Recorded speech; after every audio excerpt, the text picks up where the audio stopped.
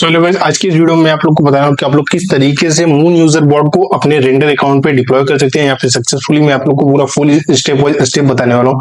तो आप लोग को सबसे पहले क्या करना है, यहाँ पे देख लेना है किस तरीके से मैं डिप्लॉय कर रहा हूँ। तो सारी चीजें आप लोग को स्टेप बाय स्टेप फॉलो करनी है। सबसे पहले यहाँ पे आप लोग को क्रोम ब्राउजर ओपन कर लेना है। यहाँ पे आप लोग को देखिए देख लेना है कि किस तरीके से रेंडर का अकाउंट क्रिएट करना है और किस तरीके से मोंगोडीबी का, ये दोनों वीडियो आप लोग को देखना है। उसके बाद आप लोग को सारी चीजें मैं यहाँ पे बताता हूँ कि आप लोग को किस तरीके से बॉट को